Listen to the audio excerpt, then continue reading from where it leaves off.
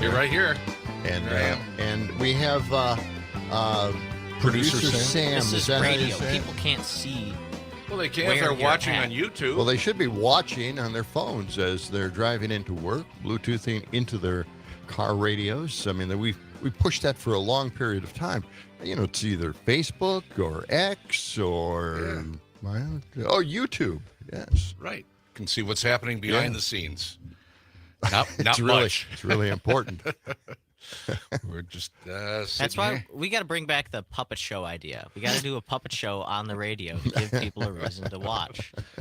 Well, they're locked in a cabinet next to my desk over there, so we want We to never go there. really did do the puppet show. We had big plans for that. Well, except we could never really come up with an idea why we were doing it in the first place. I know if there were a lot of people watching, it'd be a different story. Well, maybe it would get people watching.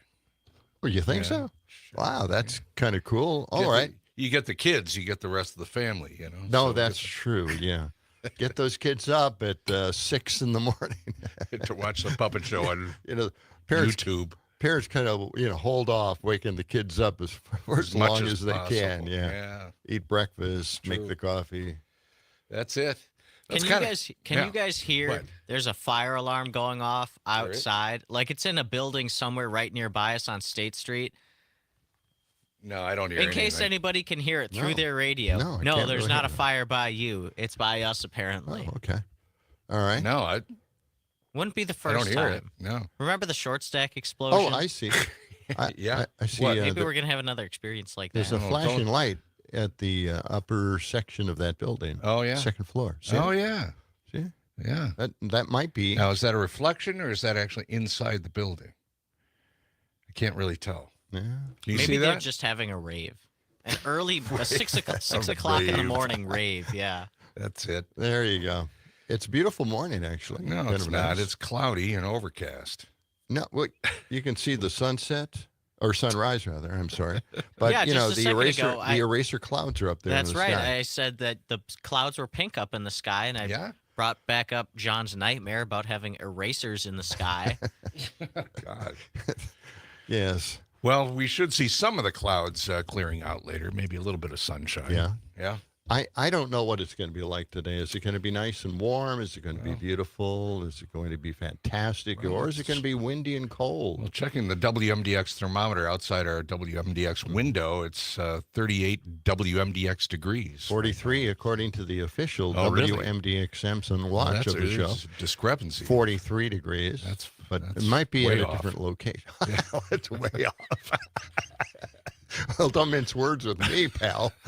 Okay. What would the high be? It would what be do you think the high? 69 degrees. Oh, I think that's off, too. Let's roll the 79%. weather roulette wheel and 79% chance of rain. see. Yeah? Really? 79%? That's what it says here. See, I've got a different forecast over here. You sure that's up to date? 65, black 65 is the number for the high today. Okay, so 69 mid-60s. here, 65 there. So, okay. And maybe a shower or two around 8 or 9 o'clock this morning. Yeah, a little rain passing through, but not much. And whoever loses get tasered, right? That's right. Yep. According to Doug in St. Francis. Yeah. Yeah. Phone lines are open for early morning listeners, 608-879-8255. You can call us or text us there, or you just use the Civic Media app. That's the easy way to go. Download the app. It's free to use. It is, Free to yes. get. Yep. Can't lose. Text us that way. It's the easiest way to text us and get that message across. Or just give us a call. Yeah. And we also have a new email. We haven't really talked about it much. We've gotten a few emails at jag@wmdxradio.com. Wait, I don't have it in front of me. Is that right, Sam? I'm looking It's at you at like you know. civicmedia.us, like every other That's what I email said. here. That's what I meant to say. jag@civicmedia.us. JAG, yes. John and Gordy. Jag. All right. Just like the TV show. Well, I'll just roll with that. You just what? I'll just roll with that. What about the WMDX website? What about it? I mean, is WMDXradio.com? Yeah. Yeah. Well, you can get the newsletter there. You can sign up for the newsletter. That's easy to See, do. these are all new things, and I'm just getting acclimated to them. I know. I'm just familiarizing myself. That's all I'm doing. That's it. You know, if anybody knows any of the information I'm looking for, great. Well, we've only been doing this a year and a half, so it's about time you got acclimated to things. They sprung this on us. All these different websites, all these different emails.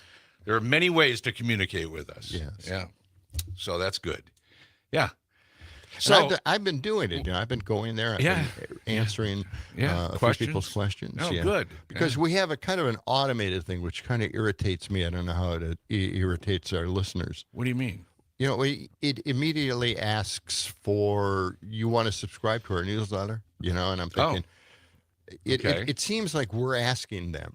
It appears like you or me or answering their questions by saying, well, we can answer that if you just sign up for our newsletter. Now, I'm not discouraging that. I'm just saying it's not that personal. Okay. Well, we can answer questions. You want to do the answer man bit? We can do that. Okay, sure. Anybody who's got a question about anything, we can take it on. Yeah, we could definitely. Happy to give you free advice, because that's exactly what it's worth. Let's check the National Day calendar. Just spitball in here, that's all. Yeah. No emails yet. No text messages from Catherine yet. Not yet. What is it today? Is it National School Bus Driver Appreciation Day? Stop cheating, John. I know you're looking at my screen. Okay. Is it National Jelly Bean Day? Is it National Emergency Medical Services Day? You think that's helping? Is it National Earth Day? Which of those days did not belong? Did I say National Girl Scout Leaders Day? No, you did not say that. Is it that? Okay. It is not that. Well, it is that. So you're wrong. Sam? Wake up. Sam's really sleepy this morning. He didn't sleep at all last night. Oh. Well, I didn't sleep at all Sunday night, and it doesn't hit you till a day later. I guess I get the buzzer, don't I? That's true. Yep, you do. All right. No, it's not National Emergency Medical Services Day. It could be some other day, but it's not today. That's it. But it is School Bus Driver Appreciation Day. Did you ever take the school bus when you were a little boy? Oh, yeah, John? sure. Yeah, me too. Yeah, all over the place. Each year, School Bus Driver Appreciation. How about Sam? Did you take a bus to school? Until I got my license, yeah. Okay. It falls on the fourth Tuesday of April, the School Bus Driver Appreciation Day. They don't get a lot of appreciation. The kids usually like them, but, today we are recognizing all school bus drivers for taking care of our precious cargo during the school year. Whether they're transporting the kids to school, home activities, or to sporting events, school bus drivers deserve recognition for the job they do. It's not an easy job.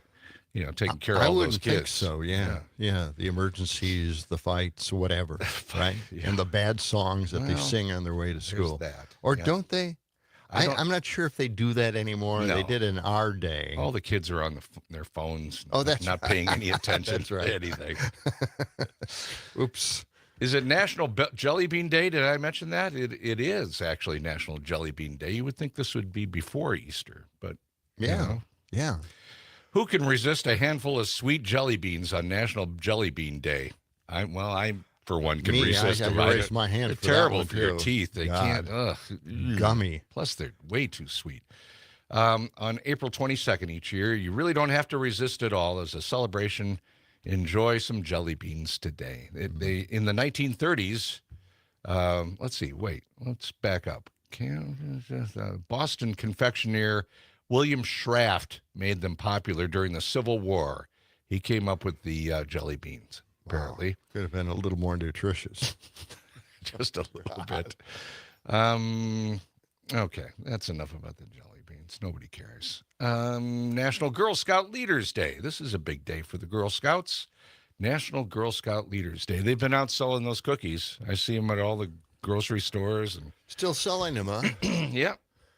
Yeah, you like the Thin Mints? Or you like the peanut butter? I've always hated the mints. I don't like mint at all. Okay.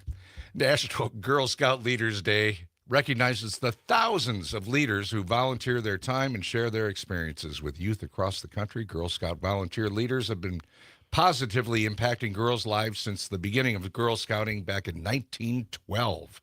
Man, the Girl Scouts have been around a long time. Now, I may not remember correctly here, but I always thought the plain sugar cookies were the most popular ones. They're the original. I don't know if they're the most popular. Oh, okay. Still. All right. There you go. They were the original, and I think they were the most popular. I haven't seen anything on those at all. What surprises me about Girl Scout cookies is that when Girl Scouts originally started selling cookies, they expected the participants to make the cookies themselves. Yeah.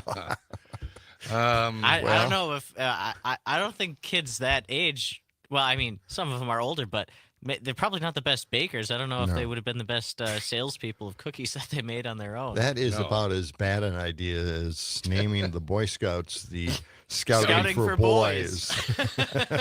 Yeah. Yikes. Not good. Hey, it's National Earth Day today. Mm-hmm. You know who started this? Senator Gaylord Nelson from Wisconsin. Yes. Yeah. Todd Albaugh is going to be at Gaylord Nelson Park, right? Where is he going to be? We talked about this 20 minutes ago, Gordy. Yeah, he was just on. He was just. Is that the park, though? Is that promo was telling us that. Okay. Yeah, he's going to be broadcasting there live today. You know, we should stop over there. Why not? Yeah, I've never been to that. It's just on the northwest side of Lake Mendota, isn't it? Yeah, I believe it is. Yeah, really close. It's right off M, I believe. Mm-hmm. National Earth Day. Whoops. Since its inception back in 1970.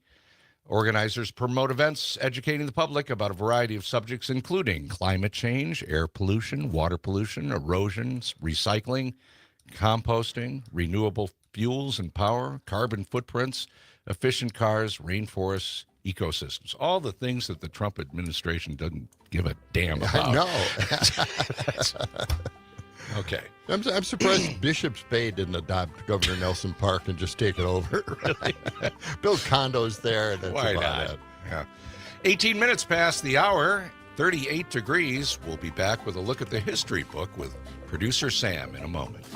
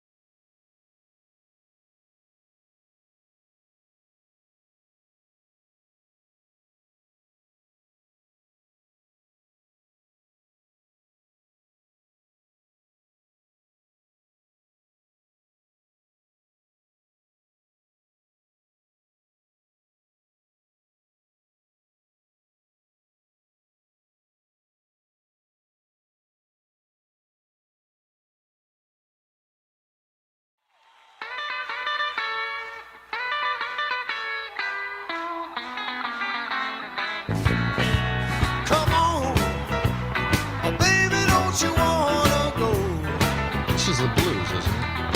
Yes. This is the Blues Brothers. Right. I still don't like the blues. All right. What? What's wrong with you? WMBX. Curmudgeon. Well, it's the same, you know. It's the same tune over and over again. Yikes. Okay. You know, I've got better things to do with my life than to relive blues. What was I talking? Oh, yes. 92.7. This is John and Gordy in the morning.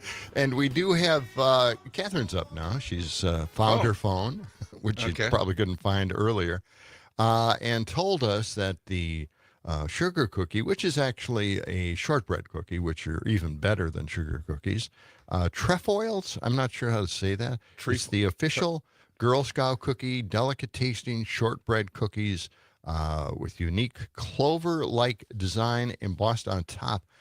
They are the iconic symbol of the Girl Scout movement. So there you go. Good to know. Yes. All right. So buy some trefoils today. Yes. I've never heard that word. How is that? Have you heard of that word? I don't know. Is it an alien plant from another... Another planet? Another planet. Maybe. See, that's Triffids. The Day of the Triffids. Tribbles.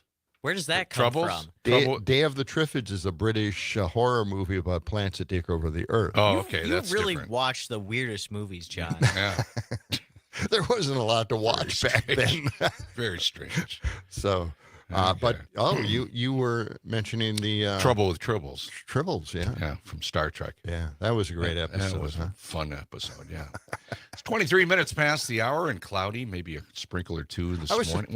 I was surprised there wasn't a Muppet in just Star Trek. Throw a Muppet in with the Tribbles, and just surprise somebody. That would have been great. That could have been the origination. That could have been. Wouldn't have been fun? Oh man. I'm looking up pictures of this Trouble with Tribbles episode right now. You've never seen that one? I've never seen any of the original Star Trek series. Oh, God. Just pictures of this look absolutely insane. What are these things? They're like... multiplied. They invade the Starship Enterprise, and they keep multiplying. Like rabbits. Yes. And they show up everywhere. What happens? How do they get out? Well, you'd have to watch the episode. Man. Yes, we can't give that away, Didn't they just gather them all up and put them in the teleporter? They could just zap them to the other planets. Just microwaved them over the universe. Of course, they never went back to that planet. Something like it's a big fuzzy planet. It was a very funny episode. They didn't do humor a lot on Star Trek, but that one was really, really that got quite out funny. of hand. It's like buying your kid too many dolls. Yes. Mm-hmm. Well, let's get to the history book. Why don't you open it up there, Sam? I know you're very sleepy. Dusty. Come on, you can do it. Yeah, there you go. Oh, would you like a lozenge? Okay. I actually would. I've got a sore throat this morning from being so tired. Why couldn't you sleep last night? Well, it's not that I couldn't sleep. I slept all right last night. I didn't even go to bed that late. I just I was really busy yesterday, and then I forgot to take a nap and drink water and eat food until like 10 o'clock at night. Yeah. So that's probably part of my problem. But is this a problem for Gen Zs? I'm not sure. Maybe something we can talk to the Gen Z generation about. What do you mean? You're telling me that when you were 20-something, you didn't do the same sort of thing? I guess I did. Yes. Yeah, exactly. I'm a night person. I'd stay up all night. Night owl. You can't be a night person now. You're doing the show. Got to get up. I know. Right. It conflicts with my normal lifestyle. That's what we're this is your to do normal the lifestyle now, isn't it? You've been doing it for a year and a half. Yeah. Anyway, what's in the history today in book? history? Well, we played the Blues Brothers coming in. Yep. Today in 1978, the Blues Brothers appeared on SNL for the first time. Oh yeah. Yeah. They were kind of a warm-up during the early days. Oh, they warmed up the audience, and they thought, hey, let's actually do this. Yeah. Yeah, their dancing performance is crazy stuff. It was funny stuff, yeah. But I prefer the Bees. I wish they had the the Bees, yes. The Bee band that they did. Right, yeah. And I guess that was something that they hated. They hated to do? I don't know why they came up. That's like the very first episode. Yeah, the costumes, they didn't like them. Okay, anything else happen on this date? Or not? 1915. What? Nothing else happened. Just ever. trying to push Ever. forward. Nothing. I don't know. Yeah. It doesn't You matter. don't care Go at all ahead. about this, do you, Gordy? I'm not sure. Well, okay then. He's been on the fence for at least a year and a half. Well, when people think about World War One, one of the big things, the scary things from that war was poison gas. Chlorine gas was used for the first time on this day in World War One, 1915. Chemical warfare. Oh, yeah. They used mustard gas too. Yes, they did. Not fun stuff. No. Some stuff that is fun. We mentioned Earth Day before. Today in 1970, we celebrated the first Earth Day. I asked Gordy if Earth Day has always been on April 22nd because he's been around for all of them. He said he couldn't remember. John, do you remember? No. It wasn't a big deal for her. Not even the first one was a big deal? No. Really? No. I see how much you care about the Earth. I cared, but I wasn't very active politically. Sure, yeah. So I think on the first Earth Day, that was the day they had a lot of walks around the Chicagoland area. Yeah. And I walked 30 miles because they had pledges for 30 you miles. were serious, but you were really into the politics. Yeah, my friend Mike Arvold and I walked 30 miles together, and the really stupid thing that we did, I told this story last year, I remember, is we decided, hey, we'll do this the right way. We'll run the first 5 miles and then walk and then the last 25 will be easy. Oh yeah. Well, that was really stupid. Yeah, It was. right. That was. That was the dumbest thing ever. But we did make it 30 miles. It took all day. Yeah, I'm sure it did. Yeah, they had rest stops along the way. Typical thing a guy would think. Yes, I know. Well, yeah, that was a long time ago. You all right, Sam? Yeah. Okay. Well, at the start of the segment, when I do the cough, Yeah. it actually makes me cough for real afterward. Anyway. There we go. Well, I know the Heimlich maneuver. So Oh, well, thank you. get in Thank you. trouble. Glad to know you got my back. We got some birthdays today. Oh, good. It's Vladimir Lenin's birthday. Love that guy. Yeah, he wrote some great songs. Yeah. J. Robert Oppenheimer and Jack Nicholson also have birthdays today. Jack. Yeah. Jack Nicholson, boy. Born in 1937. He's Great, getting up there. Great movies. Chinatown. Oh, man. And of course, he was a great Joker Oh, yeah. in Yeah, the first that was Batman fabulous. movie. Yeah, it's good He stuff. made like $50 million doing that Wow. movie. Yeah. Unbelievable. Yeah. 6:29. When we come back, it's time for Idiocracy. A little bit later on in our 7 o'clock hour, Attorney Jim Santelle will get us caught up on all the legal stuff. Back with more in just a few minutes.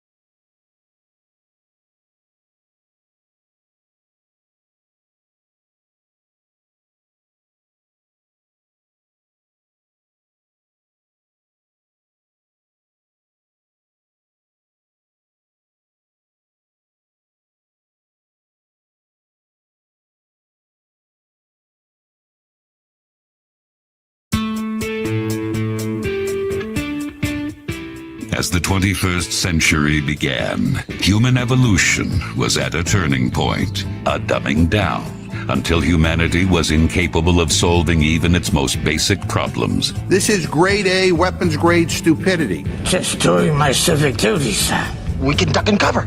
There's a fallout shelter right there. There's no way to survive this, you idiot! Idiocracy. For the smartest guy in the world, you're pretty dumb sometimes. Weapons grade. Yes. 6:35, 38 degrees. Highs today in the mid-60s. Maybe a couple of sprinkles or showers. This portion of John and Gordy in the Morning is brought to you by our friends at Verlo Mattress of Madison.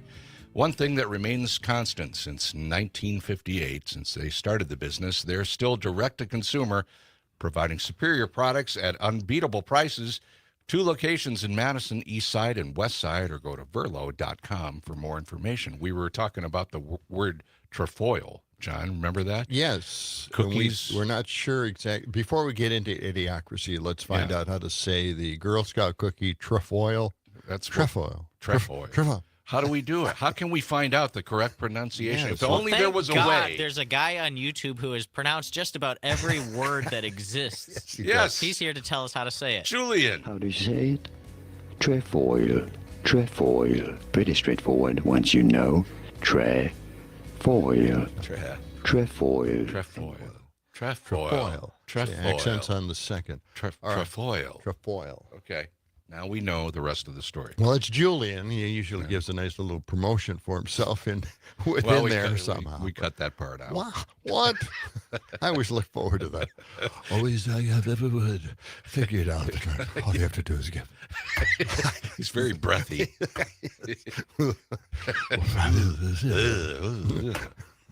Make fun of the French? What are you doing? Right? Hey, they can take that Statue of Liberty right back from us any day now. We'll see that being shipped out. At least the idea, they did take that back. Yes. Yeah. Yeah. Right.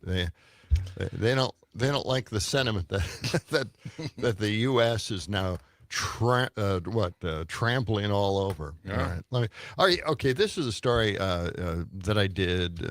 I have it dated April 18th.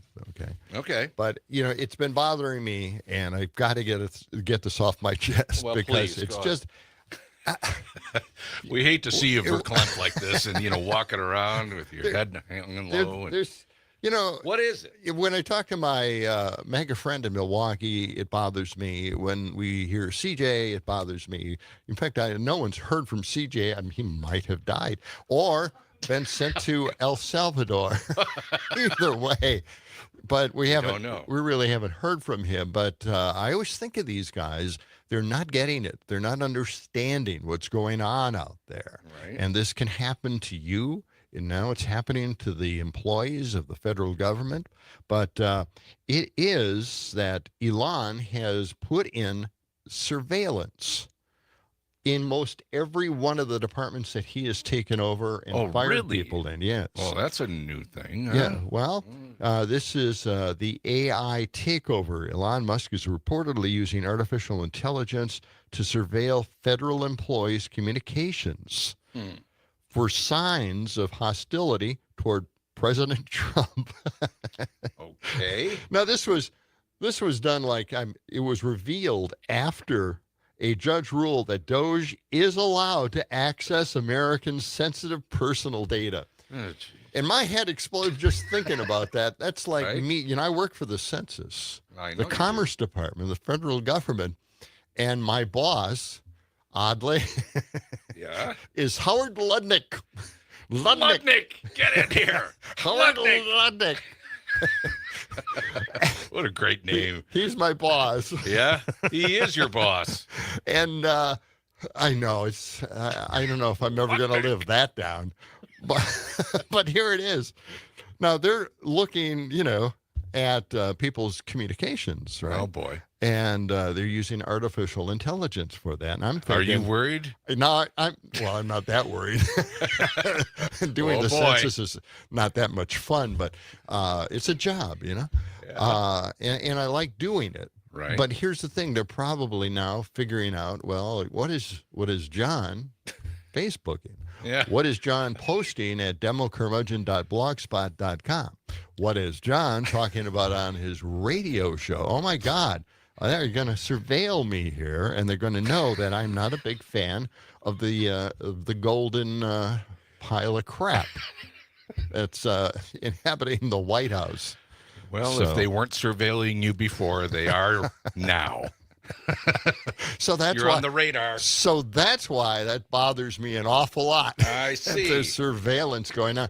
Okay. This is going to happen nationwide. Everybody's communications will be surveilled because they have the billionaires on their side now. You got to imagine that's what they talked about behind closed doors, right? Mm-hmm. Meta and everybody else that's trying to jump on board here. Yep, that's it.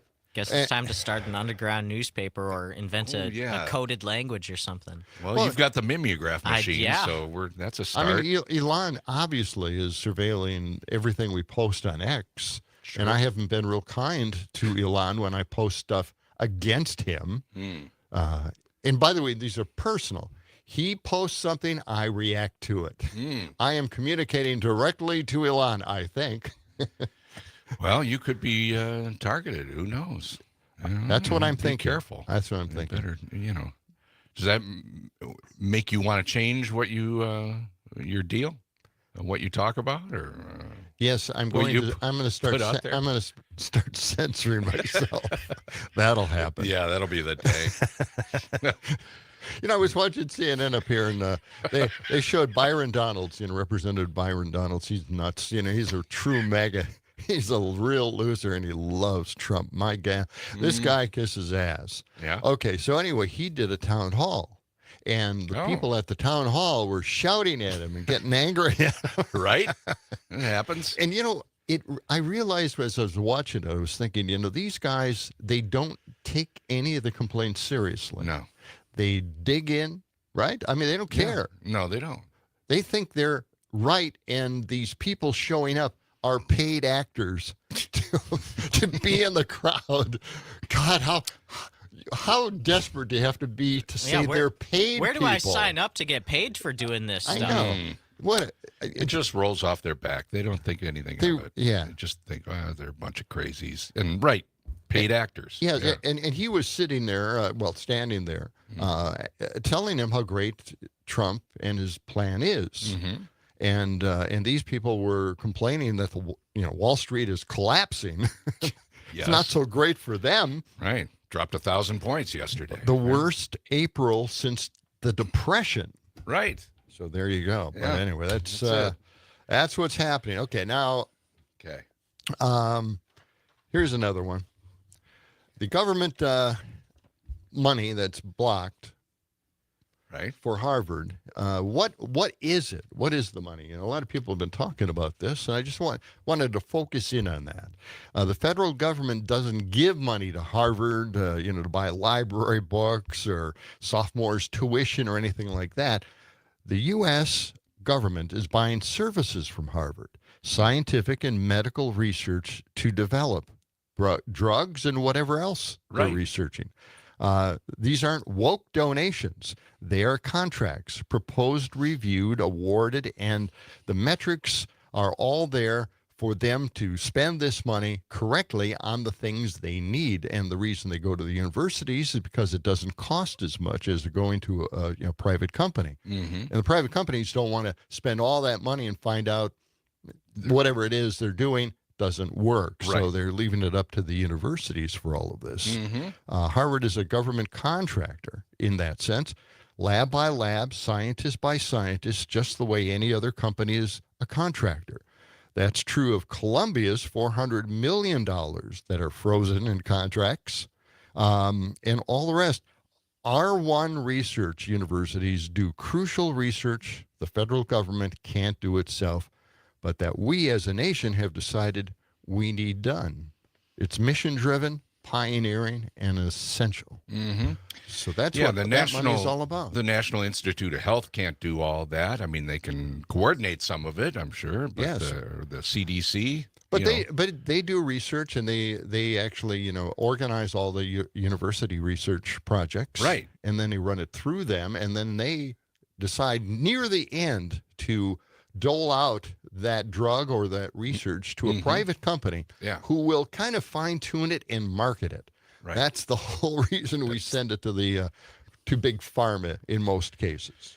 Well, we might need some of that research if the bird flu gets out of hand, or the pandemic. Another pandemic happens. I was going to bring something in for the bird flu. This a person was giving a speech on that, and she was talking about how devastating that one disease can be, because it is obviously traveling from one animal to the next. It keeps spreading to different animals. Yes. We're animals. It could spread to us. And they say that it's many times worse than COVID, and it'll be even more difficult to stop. Yeah.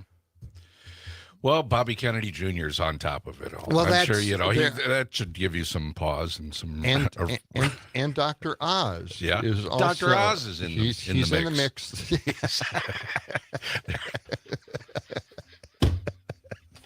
So just rest easy. They got it under control. All right, let's get to my Dr. Oz story then. Dr. Oz. I actually have a story. Bobby Kennedy Jr. He actually controls Medicaid and Medicare services now. Oh, good. And he's offered up some really good advice. Really? This is cut 211. Okay. And it's simple. It's a simple formula. All you have to do is just follow his simple formula. Okay. And so let's listen to it. Okay. And it is your patriotic duty, I'll say it again, the patriotic duty of all Americans to take care of themselves, because it's important for serving in the military, but it's also important because healthy people don't consume healthcare resources. The best way to reduce drug spending is to use less drugs, because you don't need them because you're healthy. And it feels a lot better as well. So just be healthy. Be healthy. Dr. Oz. Wow. That's great advice from him. Had we known, here we've been getting sick because we thought we might enjoy it. I don't know. Sam, do you have something to offer on that? Oh, well, what? He's partially right. Yeah. No. Well, what do you mean? If you get sick, you can't help that, obviously. But like, if you're talking about smoking or something like that, you can make a choice not to do that, and eventually down the line burden the healthcare system. Sure. But most of what Dr. Oz says is wild, wacky stuff. This, depending upon the context, may or may not be. You brought up smoking, and it's kind of interesting. The government sanctions it; they allow it, so it's not like it's up to people to stop smoking. The government says smoke, and there are people out there that say, "Oh, okay, I'll smoke." That's the way it was for many decades. Years. Yeah. Yeah. It's a little they put different those. now. So They now put those they're warnings. they're blaming the people that are smoking. Well, they put those warnings on the packs of cigarettes, and so that should be enough. That's the government's part of advising you. This could be damaging to your health. It could cause death. All right, I got another one here. This is really short. Okay, we got time for this. All It's right. cut 212. Get that one up. Okay. This is Trump lying about the low price of eggs, and then he takes that back. Oh, let's listen to this. And the egg prices are down 87%. But nobody talks about that. You can have all the eggs you want. We have too many eggs. In fact, if anything, the prices are getting too low. So I just want to let you know, prices are down. Prices are down. Okay. They're too. You know what? Maybe they're too. They're too low when he runs his mouth like that. It's like just making stuff up. Deep thoughts, right? Yeah.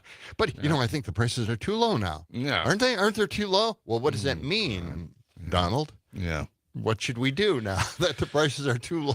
Oh boy. God, he's just what a mess. Out of control. What a mess. 6:48 coming up in our 7 o'clock hour. We'll be talking to Jim Santelle, attorney at law, and get a weather update from Brittany Merlot. Right now, we're at 39 degrees, highs in the mid-60s today.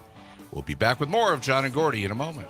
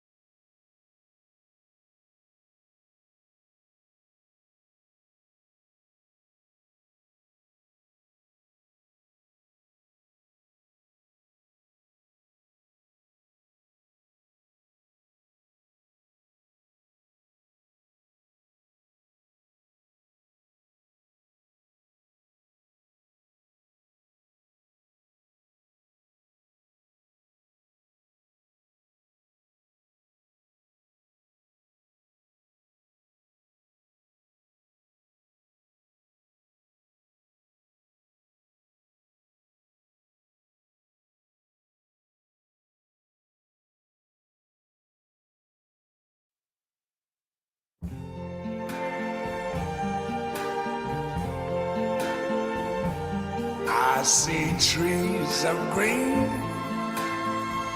red roses too. I see them bloom for me and you. And I think to myself, what a wonderful world. Nice. Mm-hmm. All right, WMDX, John and Gordy in the morning. 6:52. The rain has started up again. Got some showers downtown on State Street here, and the street sweeper just went through and hung it up for the day. Going back to the garage, I think. Because he didn't anticipate that it would rain. Should have listened to our forecast. Okay. Because we're usually right. Right as rain. I see what you did there. Yeah.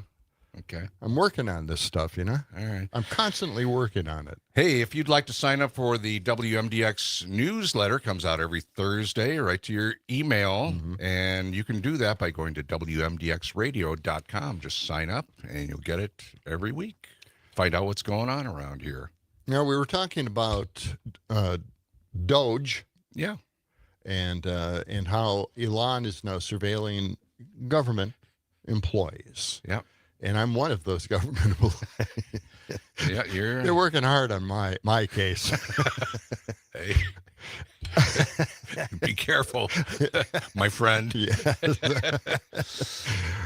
Well, you know, so anyway, now we have Russia tapping into our information. Oh, right? Really? They're tapping into the National Labor Relations Board. And that is thanks to Doge for making this all possible. The whistleblower attorney revealed shocking allegations regarding a Doge security breach at the National Labor Relations Board during an interview with CNN's Jake Tapper. Oh, boy. All right, and this happened a little while back. Last week, let's listen to cut 167. This is Jake Tapper talking to the whistleblower saying that Russia is tapping into the National Labor Relations Board. We reached out to the White House about your claims, which obviously were made public when you came forward and went to Congress. You got this statement, quote, "It is months old news that President Trump signed an executive order to hire Doge employees at agencies and coordinate data sharing. Their highly qualified team has been extremely public and transparent in its efforts to eliminate waste, fraud, and abuse across the executive branch, including the National Labor Relations Board," unquote. What's your response to that?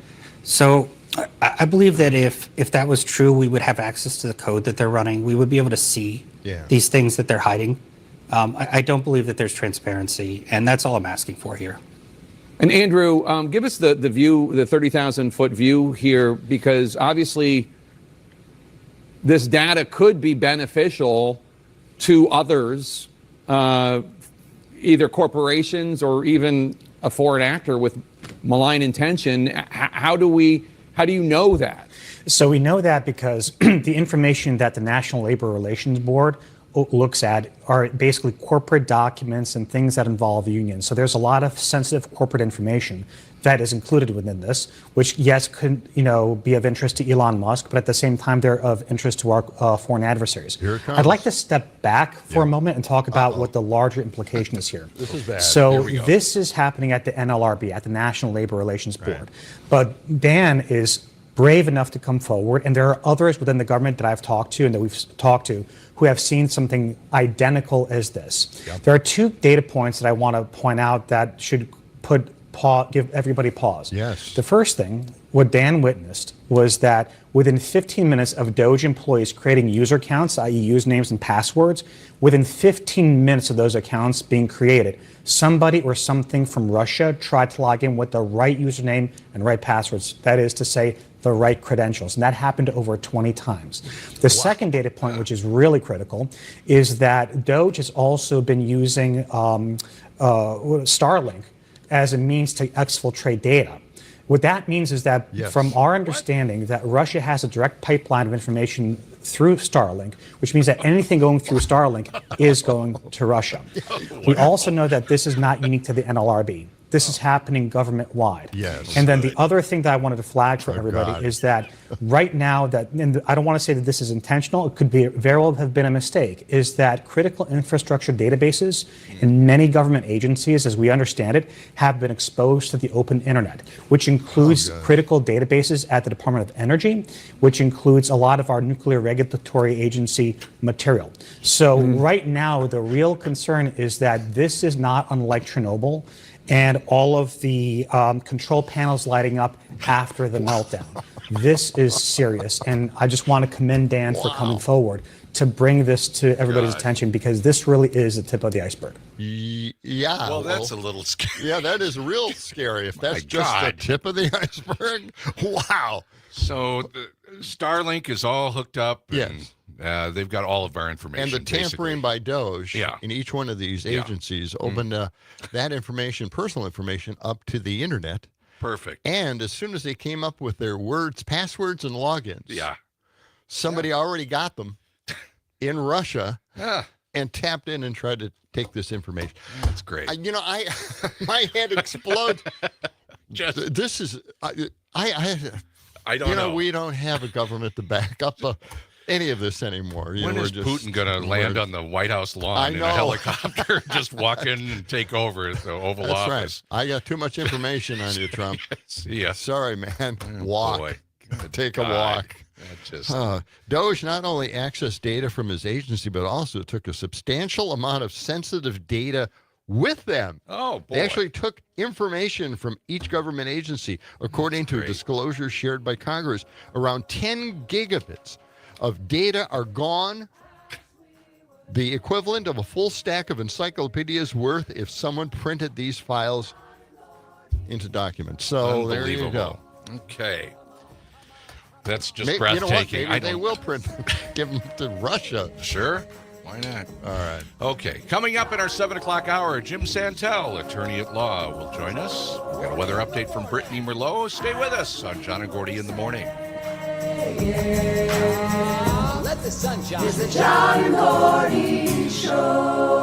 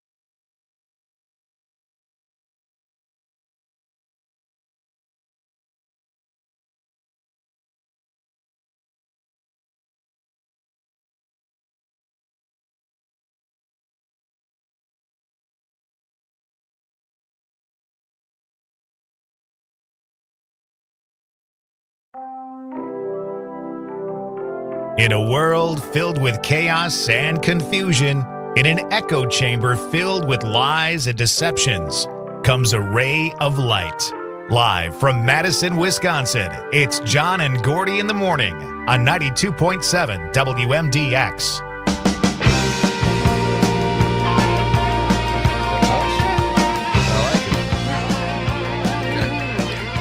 All right, hey, this is going to be a big hour here. Okay. What do you got? Jim Santelle will talk to him about some legal problems that the Trump administration has. Mm-hmm. I think they have a few. I'm not quite sure. We'll check with Jim. Right? Get the latest. And we'll be talking momentarily about the two teenagers ousted out of Hawaii. Oh boy, yeah. Well, you gotta worry about the Germans invading Hawaii. Okay. And all that and gold cherubs. Oh no! Yeah, something really featured on Jon Stewart. But we'll get to that in just a moment. 7 minutes past the hour. It's cloudy. We've got some rain moving through at the moment, and it's Earth Day. High today about 65 degrees. By the way, there's an Earth Day parade. 350 Wisconsin and other environmental organizations are sponsoring a parade today at 3 p.m. You can meet at the Capitol at the Lady Forward statue, march around the Capitol, listen to speakers, take part in artivism projects to protect Wisconsin's land, water, and air on this Earth Day. And we'll be checking in on the weather for today with Brittany Merlot in just a moment. Do we want to recap our first hour here? I think we do. Do we AI? have a music bed for the AI summation? The title of it is From Puppet Shows to Putin's Pipeline. Broadcasting chaos ensues as John and Gordy juggle puppet shows, weather roulette, and fire alarms. They reminisce about Earth Day's origins, ponder America's obsession with jelly beans, and debate the best Girl Scout cookies, revealing a soft spot for trefoils.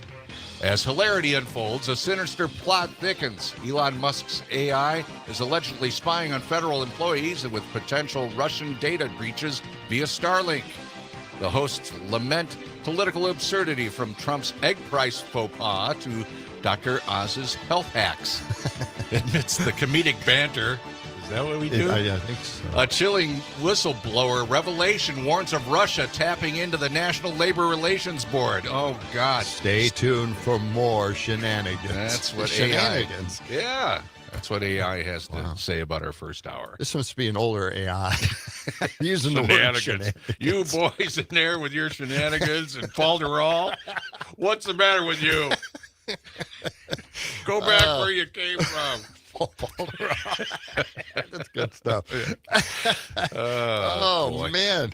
Just never ends. It doesn't. It doesn't. Okay, let's get to the two teenagers, two German teenage students class trip, I think it was. Yeah. It was their own class trip that they took, and they're globetrotting. Essentially, that's what they're doing. Okay. All right.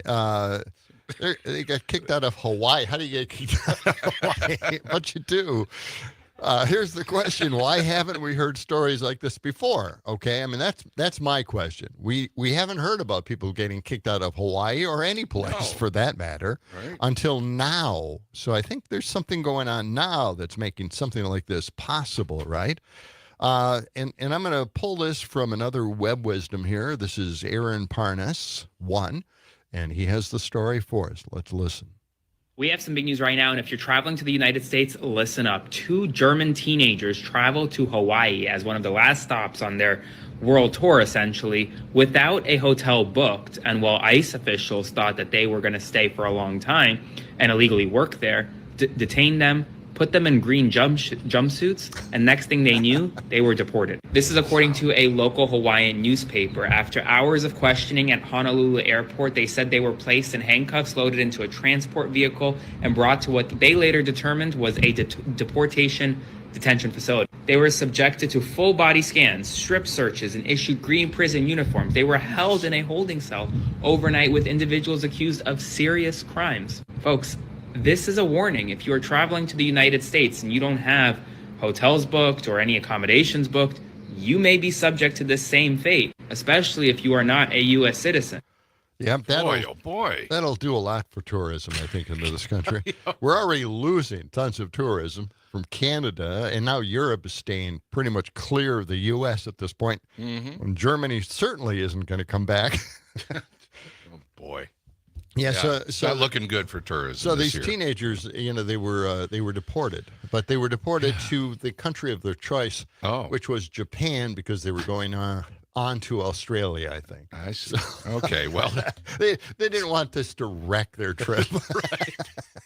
Well, that's good. So there's a positive. They're going to be okay. There's a positive. They've got a crazy story to tell their kids now. Yes, that's right. They certainly do. I think that newspaper, local newspaper in Hawaii, was the Beat of Hawaii Travel News, and they also had this: travelers should expect to clearly explain their travel plans, show proof of accommodations for their entire stay there, and provide evidence of onward or return travel. Visitors must also have proof of sufficient funds to support themselves while in Hawaii and be ready to answer detailed questions from U.S. border officials. Wow. A vague or incomplete explanation of travel plans could lead to delays, further questioning, or again, deportation.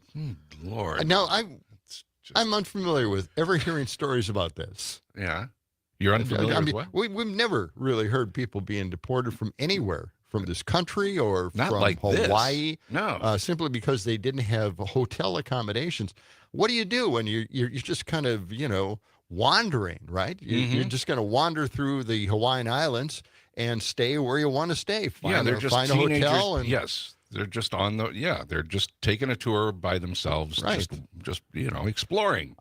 I know being a citizen, I wasn't up for this, I guess, but we went out west and we didn't have hotel accommodations set up. Right. We just took a trip.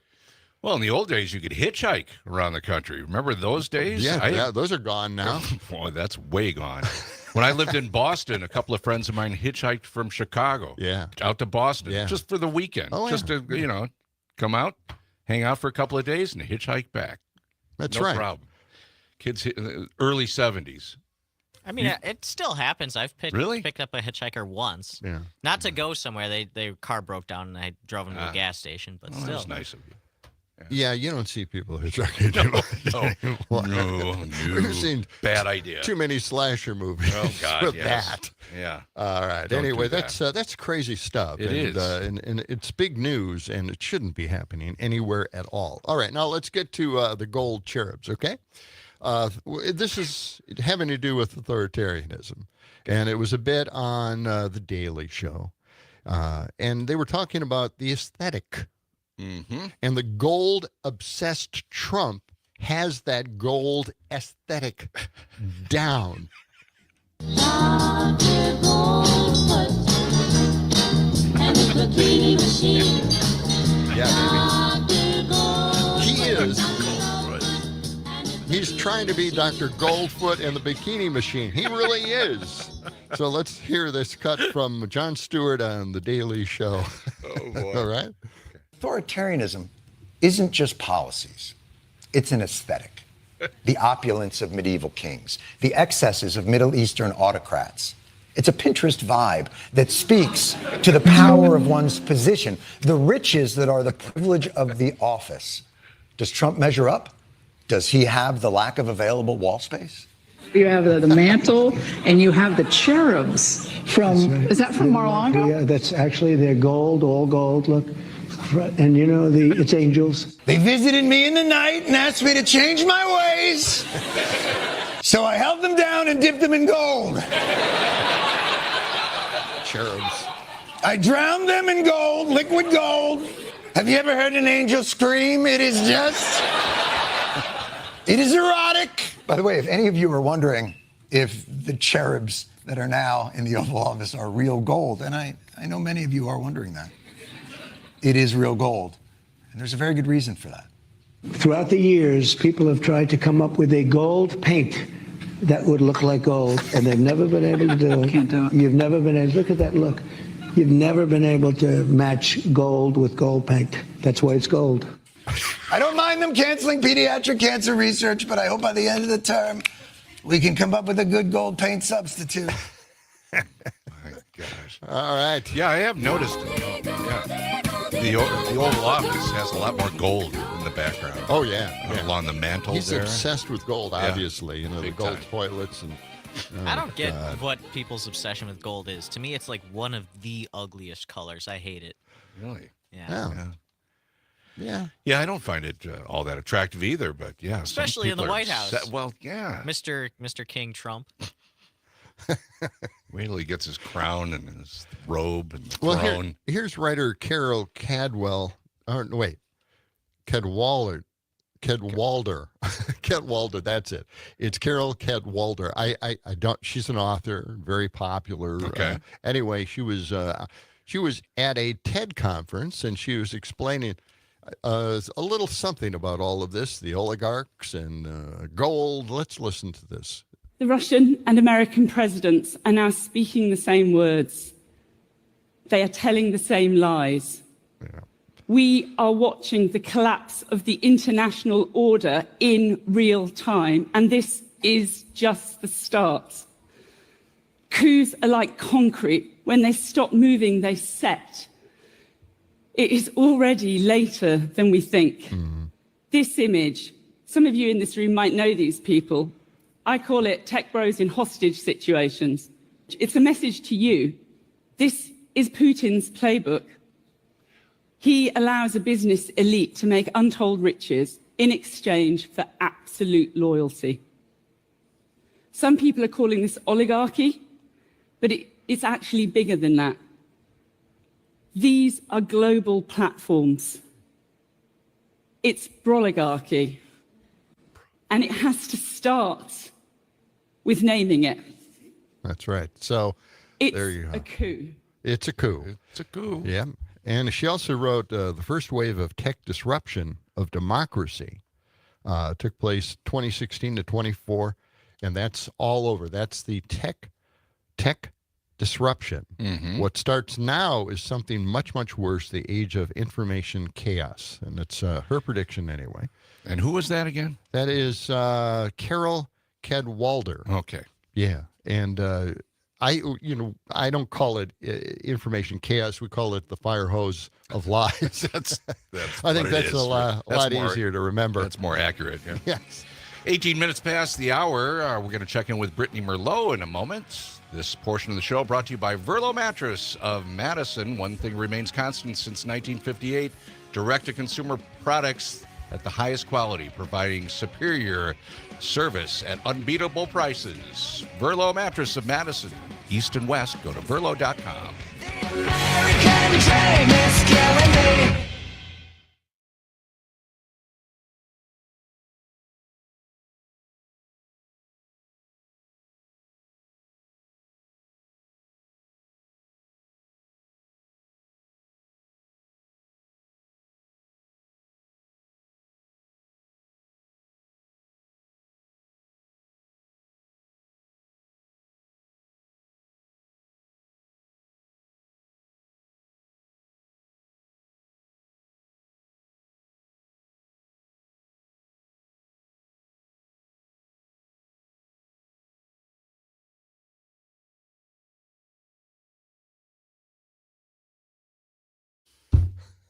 Oh, boy. Morning, Brittany. Good morning. Hey. Hey, Brittany. How's it going? Good. Well, we got rain this morning. It's raining right now. It's coming down pretty. We have that. That's Pretty good. What? Oh, yeah, I have that. Okay. At the summer camp, this week is what we'd call a wet week because it rains just about every day. Yeah. How come can you see these Greg and Todd Yeah. pop-ups? Why don't you chime in there once in a while? Is that not between you and him? Yeah, that's just that's our morning producer group chat. Yeah. What do you say? Do we see your comments as well? Or No.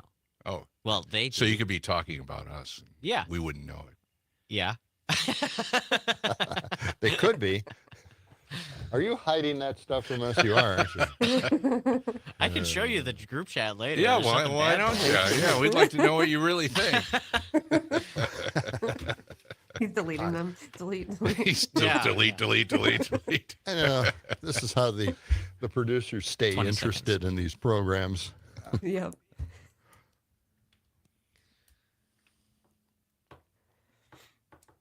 Seconds. It's Earth Day. Oh, yeah. We got another Earth Day song.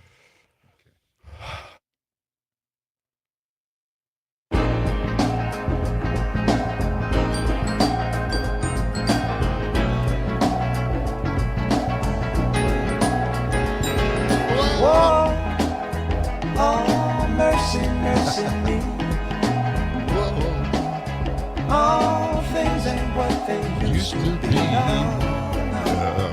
Where did all the blue skies go? Birthday. WMDX 92.7. 721. Raining in Madison right now, right outside our studios on State Street. Let's check in with our WMDX chief meteorologist, Brittany Merlot. Good morning, Brittany.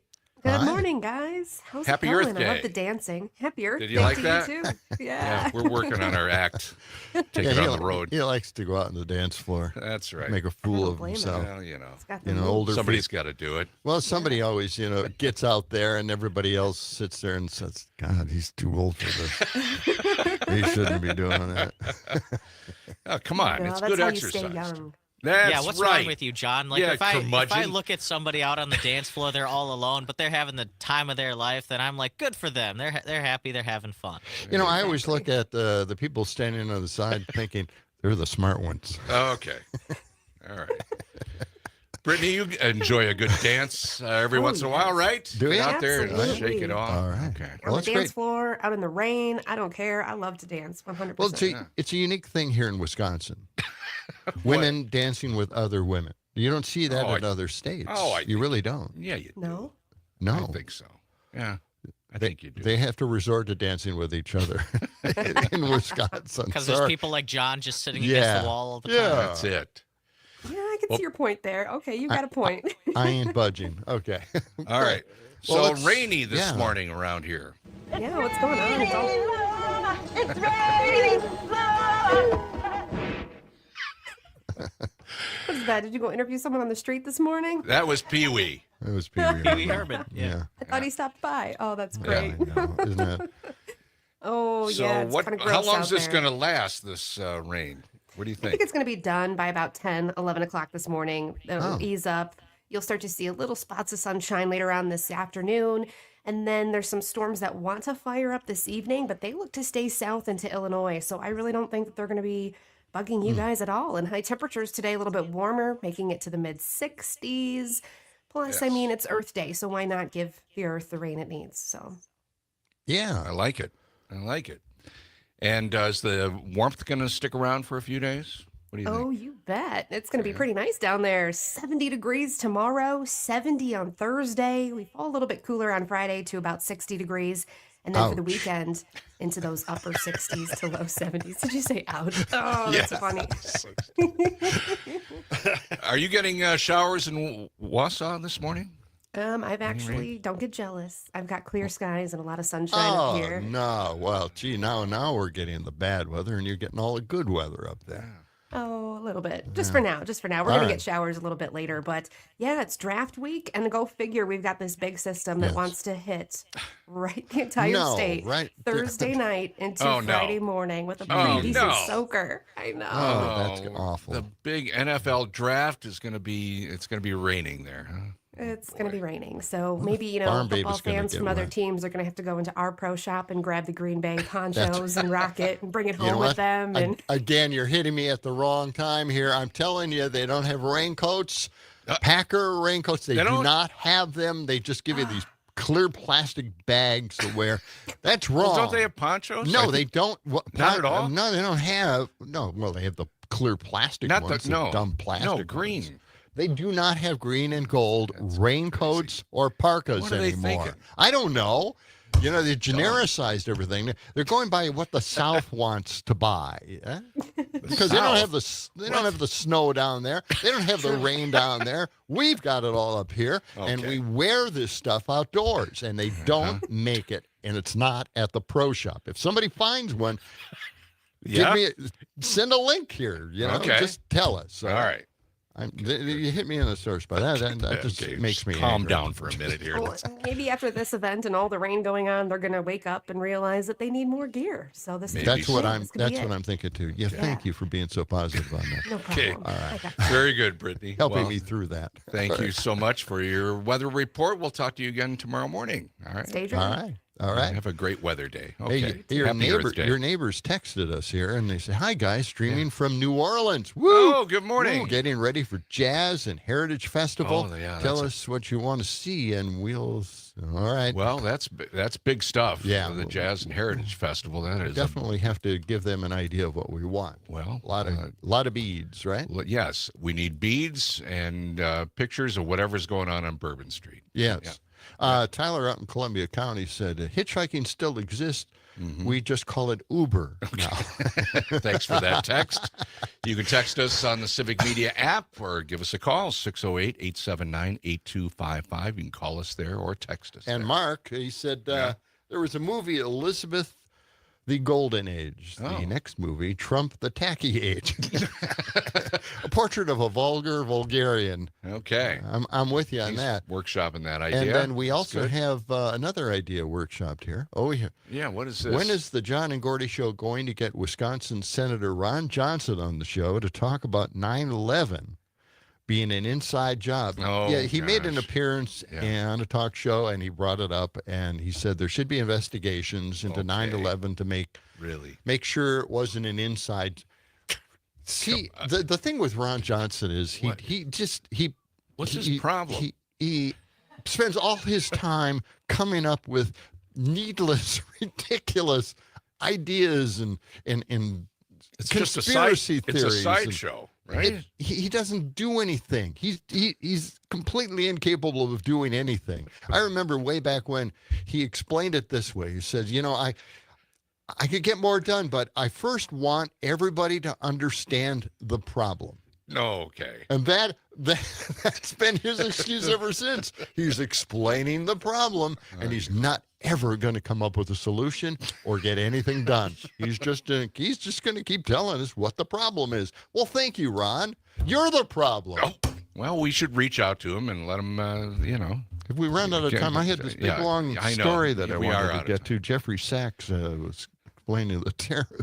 Okay. Well, just never have we'll time. get to that a little bit later on in our next half hour. I doubt it. Okay, 7:28. We've got Jim Santelle coming up. We've got a lot of legal stuff to get coming to. up next after the Food and Farm Report with Pam Yonke. That's all coming up on John and Gordy in the morning right here on 92.7 WMDX. Phone lines are open too, 608-879-8255. Stay with us. Come on, as we were saying, it's the John and Gordy Show. John and Gordy in the morning. As we were saying, let the sun shine. It's the John and Gordy Show. Morning. Hey, Jim. Gentlemen, good morning. How are you today? Good. We're doing great. Great. I get something called News Break. I don't know. I found it through our site, Civic Media. You probably didn't see. He sent in our internal chat here some topics to look at. Oh, he did. Gordy, Well, you can pull them up on I've got that. one here, Jim. The Supreme Court appears to reject conservative arguments over Obamacare provisions. I like that one. I like that one a lot. Yeah, it's a big one, right? Yeah. Yeah. That was just yesterday. So timely. And the other one a little bit further back, but it's a big deal. I spent a lot of time on Saturday. I actually read the entire order out loud on the air on Saturday.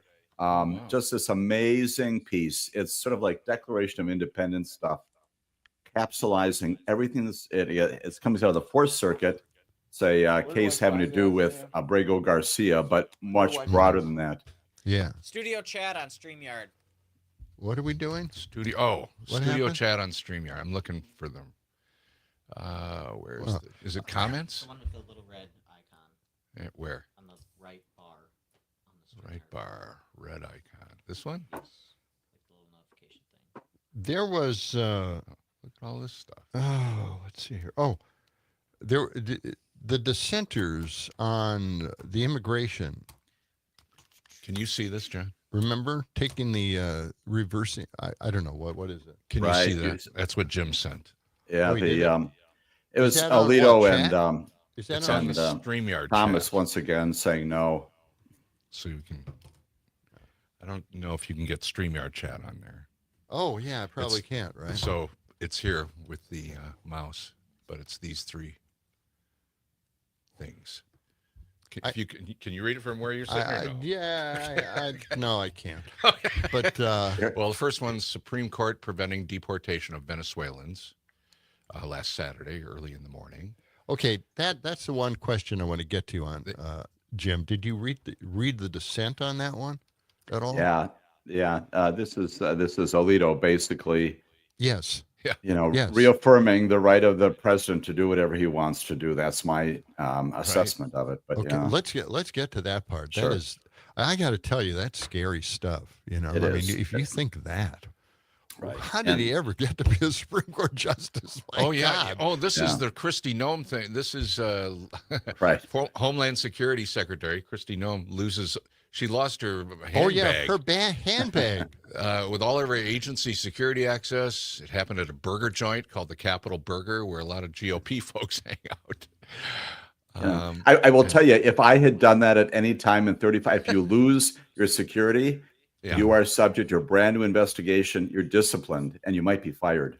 Unbelievable. It's just. I know that story is just jaw dropping. We haven't even gotten to that one yet. Everything that America needs to understand about checks and balances, telling Donald what he is obliged to do as president. Everybody should read this stunning thing, a response to everything that has happened in the past 90 days. And where's that, Jim? So that is the Fourth Circuit. It's a 6-page order. This is the Fourth Circuit supporting Judge Zinnes, who is telling the president to bring Abrego Garcia back. So it goes up on appeal, and they just slaughter the president. But along the way, say things like, we yet cling to the hope. It's not naive to believe that our good brethren, the executive branch, will perceive the rule of law as vital. This case presents a unique chance to vindicate that value and to summon the best that is within us while there is still time. It's just this. I moved it. It's amazing. Anyway, lots of stuff, wherever you want to go, including. Right. And then there's the one where they tossed the Minnesota thing about enforcing a law barring people younger than 21 from carrying a gun. Right. They have a law that prevents people under 21 from carrying a gun. And my head explodes on this one, Jim, as well. So for some reason, 18, 19, and 20-year-olds have this right to carry a gun, but 17, 16, and 15, and 13, and 10, and what's the point? They're picking ages randomly. Is there something in the Constitution that has that? Coming in here. Never mind.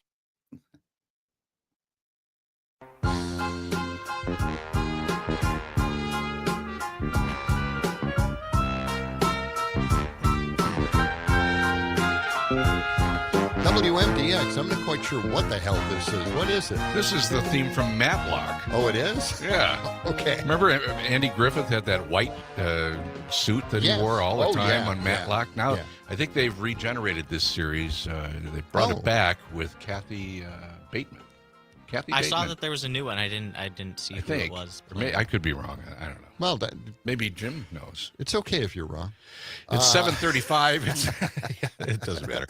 Cloudy and rainy this morning, and that should be moving out, and then we'll be left with a mix of clouds and sunshine and highs in the mid-60s. All right. Okay. All right. We've got Jim Santelle with us. This is attorney at law. Yeah. There's so many court cases. Where do we begin? Our docket is filled. Yes, it is. Jim, you're a busy man these days, just keeping track of things like this for us. Well, and failing at that important task, I will tell you, just because it is too much. And I, as you folks know, in addition to this wonderful broadcast, I spend some time on civic media on Saturday mornings And it's not just the cutting room floor. It is just every single minute trying to figure out what is the most important thing to talk about. And so to listeners wide and far, if you're overwhelmed, join all of us who are trying to keep track of it. It is just too much.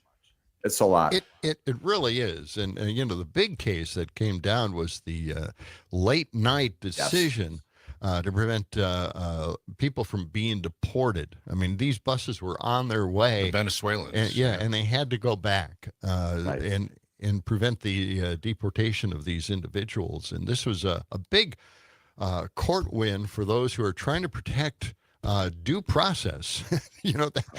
This is a very strange thing. We got to protect due process. I thought this is just a normal, everyday thing you assume is in the Constitution in some way, shape, or form. Is that correct? It is. It's there, right? It's not only there in language, but it's there in spirit and impact. And a stunning thing about this is you literally have lawyers as the buses are being loaded, and they're taking about 50 more Venezuelans to the airport. This is coming out of a detention center in Texas. They're literally running to the courts and saying, stop that from happening right now before they get on those planes. And they jump into all kinds of different courts. The Supreme Court, again, stunningly, 7-2, you can guess who the two are, say, no, you've got to stop this. And that comes in the wake of the other important thing that they've done recently, is they have said, to your a good point, John, they have said, you have to afford people due process. And if you're still not doing this, we're going to stop you from doing what you're attempting to do. You have to file these habeas corpus petitions. You have to petition the court in a district court where the bodies are, where the people are being held. But it is an affirmation that maybe, just maybe, John Roberts and at least the majority of the Supreme Court are saying, Donald, you don't get to do whatever you want to do just because you were elected president 5 months ago. Jim, didn't they try to get around this by going to a different district with these Venezuelans, to the next district over in another county in Texas? Absolutely, right? They're literally everybody's running into all kinds of courts, obviously, but again, seeking to have, another district judge basically overrule the Supreme Court. It's just, we're pulling out all the stops. And that's the larger issue, right? Putting aside that kind of frivolity when it comes to litigation. This is an administration, as the 2 and 3 of you have said so often and so compellingly, this is the larger issue. They don't care. And they're saying no. Yeah. And I'm here to tell you this morning, if you have any doubt about it, constitutional crisis, that is now in the rearview mirror. We are there. We are there. And the question is now, what do you want to do to preserve what is left here? What are you going to do to stop this executive branch? Well, let's take a look at Alito's dissent on this particular thing. What was he thinking? I mean, doesn't he know there's due process? I mean, he thinks that maybe the president has all of these powers now, but that doesn't get rid of what the Constitution basically guarantees everyone in this country, everyone in the country, citizen or non-citizen alike. Right. What was his dissent? Yes. And of course, it's joined by Clarence Thomas, the two. We've seen that before. But he says that the majority decision, again, the 7 of the opposed to the 2, he says that was not necessary. Think about that, to support the Constitution, or even worse, appropriate. Those are the headline words, of course, are falling all over the newspaper. He says, literally in the middle of the night. Yes, because that's when this is going on, he says. The court issued unprecedented and legally questionable relief without giving the lower courts a chance to rule. We've seen this play before, right? You run into the lower courts, they'll schedule a hearing next Tuesday afternoon, right? Or even if they do get to immediately, that's the point. That's the point of injunctive relief. He knows better than that. And within 8 hours of receiving the application, dubious factual support without providing explanation for its order. Yes, because the bridge is burning, the town is flooding. You need to stop something bad from happening right now, Justice Alito says. We had no good reason to think that under the circumstances, issuing an order at midnight was necessary or appropriate. Well, if you hadn't, there would be 50 more people now sitting in that CCOT prison in El Salvador. It is and he knows better. He knows better. This is intellectual dishonesty at its highest level. It absolutely is. It's just stunning that he could think like that and still be on the Supreme Court as a justice. Okay. That's where I'm at on it. Yeah. Right. And his colleague, of course, again, harkening back to last summer, we talked about this as well. Oh, it just happened to be Clarence Thomas that said maybe we should revisit Brown versus Board of Education. There's been way too much enforcement of that. And we need to think back to 1954 and kind of revisit that issue as well. In addition to all kinds of privacy rights, both of them need to go off and write their books and maybe not let this president appoint new Supreme Court justices, but the time has come. They're anachronistic on the Supreme Court. They long have been. We're talking with Jim Santelle, former U.S. attorney, and there's another case here that you want to highlight here, Jim, and mention to us here. There's a really big case, an appeals court case, and this apparently is kind of a summary of everything that has to do with checks and balances and telling Donald Trump and his administration what they're obliged to do as president. Can you tell us more about this one? Absolutely. This is the one involving one of those 238 plucked up and sent to that prison back on March 15th. His name is Abrego Garcia. Everyone's seen his picture. He's the Maryland man. He is not a citizen, doesn't make a difference. His wife and children are. He's plucked up. There was a finding that he is properly here. And the administration goes into court and says, oops, we made a mistake. He shouldn't have been there. The Solicitor General says that to the United States Supreme Court. You've got people like Stephen Miller, who again recently says, no, we didn't make a mistake. All of that to one side. What happens is Judge Zinnis, X-I-N-I-S, Paula is her first name. She's in Maryland. Like the judge in the District of Columbia, her hair is on fire appropriately. And I mean that supportingly, because she is at her wit's end with this government saying, bring him back. Tell me what you're doing. And you know, the Supreme Court has already directed that that's supposed to happen. And it still hasn't happened. The administration appeals Judge Zinnis to the Fourth Circuit. It's basically the mid-Atlantic states. It's North Carolina, South Carolina, West Virginia, Virginia, and Maryland. And that's where we get, Gordy, to what exactly you just said.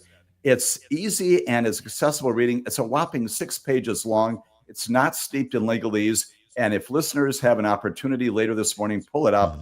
It is this articulation, so well done, of the powers of the branches, saying we've all got our places in this, and then saying we cling to the hope. This is the last portion written to Donald Trump. We cling to the hope, the court says.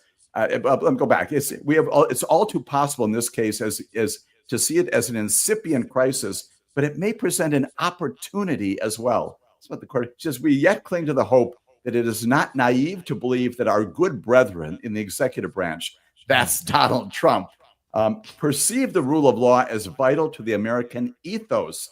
This case presents their unique chance, their chance to vindicate that value and to summon the best that is within us while there is still time. That is just, those are two of the just compelling sentences that make you, as you're wiping your eye, Gordy, that do make you cry. They make you cry, and they inspire us. And again, last Saturday, I read the entire thing on the air because it's so good. And it should be the last word on this. Supreme Court all needs to do is say, Fourth Circuit, you got it right. Bring him back. That's all they need to do. Yeah, it is really a good read, I have to admit. Everybody should definitely check that out. What is the judge's name again? Yes, the judge's name is J. Harvey Wilkinson. For what it's worth, again, unfortunately, we do this today in America. He, again, was appointed by Ronald Reagan, widely admired across the board, and George W. Bush considered naming him to the Supreme Court. He wrote that, okay? And he's joined by two others, one appointed by Clinton, one appointed by Obama. All three of them endorsed this statement. It's a new declaration of maybe not independence, but a new constitutional codification.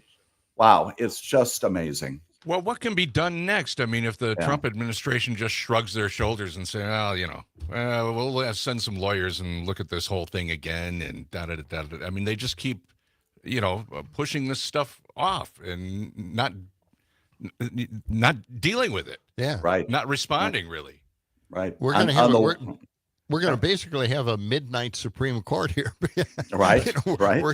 Working every evening here. Yes, yeah. As well they should, because again, going back to our previous conversations, I'm not saying Donald Trump would have done all this on his own, but remember July 1, 2024, another historic day in American history when the Supreme Court said the presidency not only immune from criminal prosecution, but also needs to be nimble, can't be feeble, needs to be strong and active and reactive quickly. You can't have a weak executive.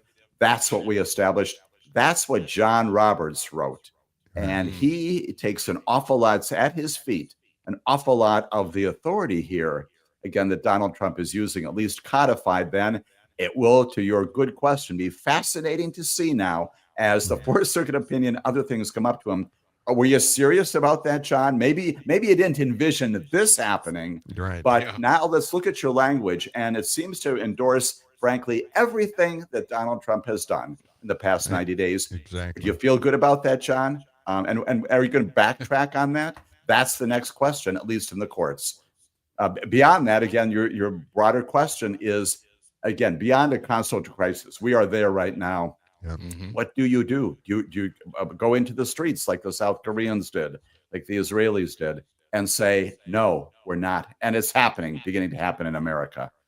Well, there is good news from the court, believe it or not. The majority of the Supreme Court appeared inclined on Monday. They had arguments on Monday to reject a conservative challenge to Obamacare. Right. Leaving in place the federal government's authority to require insurers to cover everything from depression screenings to HIV prevention drugs and colonoscopies, the whole thing. There's a businessman, I believe, in Texas or someplace. He doesn't want to pay for other people getting free screenings. Yes. That's the most incredible. I can't even believe this is even a case in front of the Supreme Court, but apparently they're not buying it, that the government can actually require coverage of these free screenings that people should be able to get. Right. It is stunning once again that there are any Americans who say, I don't want other people to have health care. Oh my goodness. And that's where this comes from. You're absolutely right. The issue is a little bit wonkier than that, believe it or not, but it's okay, because if they get to the right result, these are these task forces that basically review what kinds of health care insurance companies have to provide. And they're basically seeming to support them, has to do with their appointment and the president's power. Interestingly, in this case, good news, as you said, the Trump administration in court supporting Obamacare yesterday. Yes, that's right. Yes. Hallelujah. Yes, right? I know. Jim, can you stick around for a couple more minutes? Hell froze over. Okay, 7:48. We'll be back with more.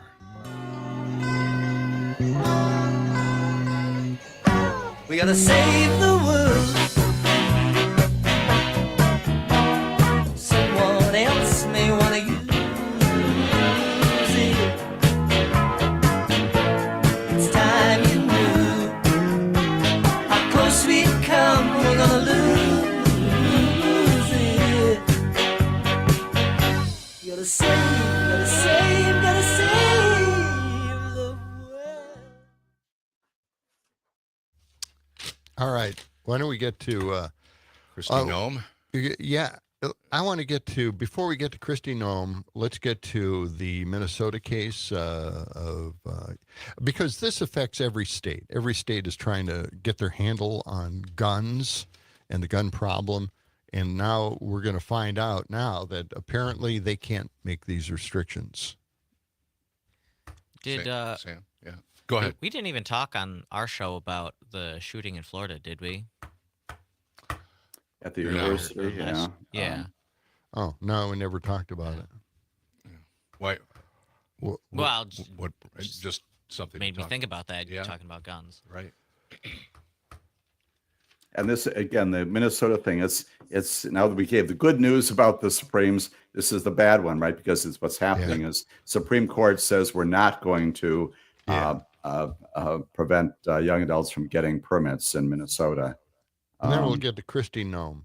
Yes. Yep. Yep. I think about that. Okay, you're having a burger. You've got your bag next to you, and certainly you've got some security, maybe one or two people. How does that happen? That somebody grabs it and runs off? And $3,000. Yeah, she had $3,000 cash in her handbag. Is that right? Normal? What are you going to be doing later on 14th and K, Christy? What's going on Saturday night? Really? In the next 3 years, the Hillary emails are going to look ridiculous. They look ridiculous already. And inconsequential. 20 seconds. God. Okay, here we go.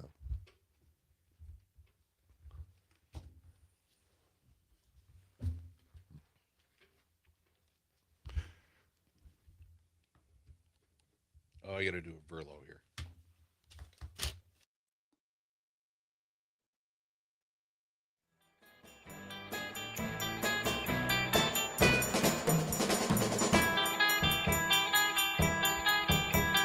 WNBX 92.7, John and Gordy in the morning. And this portion of the show brought to you by Verlo Mattress of Madison. One thing that remains constant since they started back in 1958, they are still direct-to-consumer, providing superior products at unbeatable prices. Check them out on Madison's east side or west side, or go to verlo.com and check out their lifetime comfort guarantee. We're back with Attorney Jim Santelle. Got a couple of more minutes here. John, you had something. I'd like to get up. to something that affects almost every other state in this country. We're trying to get a handle on the gun problem and shootings, and states are putting age restrictions in for people who want to have guns. And the Supreme Court came out and said that Minnesota's law is no longer in force because it banned anyone under the age of 21 from carrying a handgun in public. And the Supreme Court says, no way, you can't do it.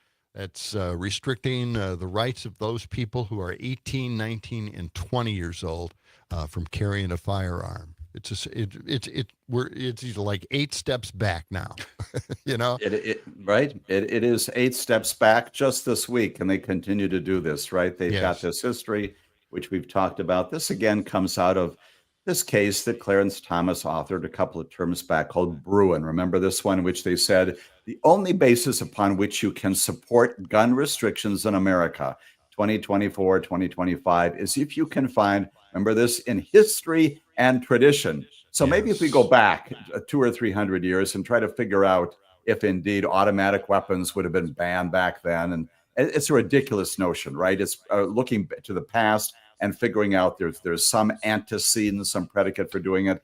This is more of that. You got it just right on Monday, even though on Tuesday they do something not so bad here. On Monday, they also reject this appeal.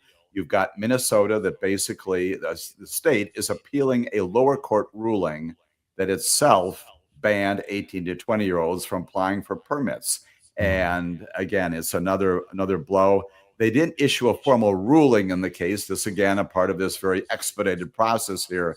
But it sure sends a signal, as you just said, John, that we are still at this point when we are just completely committed to the notion that somehow the Second Amendment gives everybody, including young people, the capacity, the right, the constitutional right to carry firearms in America.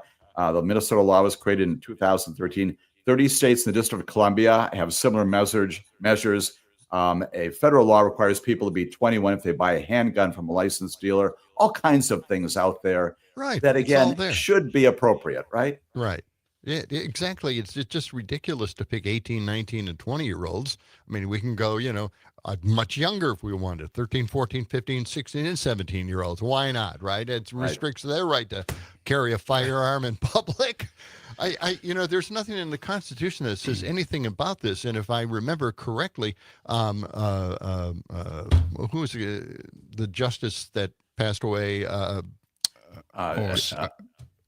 Scalia. Who basically said, even though it applies to everybody who can now have guns, that there can be laws, that we can still have restrictions in place. We can still do this. Right. And absolutely. And then Thomas does away with even that.